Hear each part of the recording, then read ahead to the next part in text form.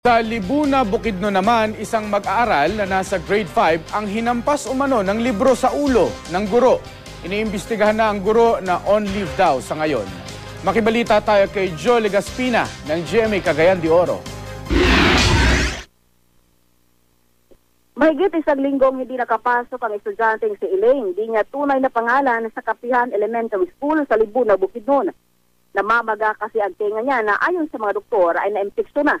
Ang may kagagawan daw nito, ang grade 5 teacher na si Mian Bacabes. Hinampas daw kasi si Elaine ng libro sa ulo ni teacher Mian. Din niya nga di nagawas na pagkakuan din kay nigawas man may kay ang amo sa nila sige kuha man. Na pagbalik din niya, hindi niya kinsa tong nagawas. Gipaling niya din minya rin, nagkuha rin to siya libro nga baga.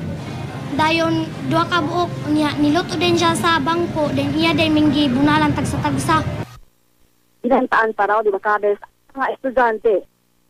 Man to niya nga di ko namin mutukan sa mama kay mag-abot ra gyapon ko mi sa eskwelahan. Wala man na magsumbong sa ako.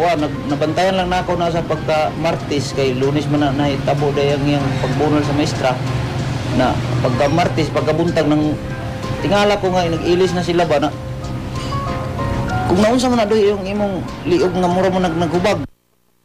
Ayon sa isa pang magulang na estudyante sa eskwelahan na tumangging magpakilala, hindi ito ang unang beses na may nagreklamo ng pananakit laban kay Bacabes. Bago pa yun na siya diha sa maestra, bago pa wala pa kayo mika kung sa iya gyud. Then sa wala pa mi nag-meeting adto na nireklamo sa bata nga ipatutok na sila sa adlaw kay wala sila ka kung sa ilang assignment or project kato. Ang prinsipal ng eskwelahan nakausap na raw ang guro at ang paliwanag daw sa kanya ni Bacabes. Kuanra naulit, naalang ko na siya kaulit ano nga time.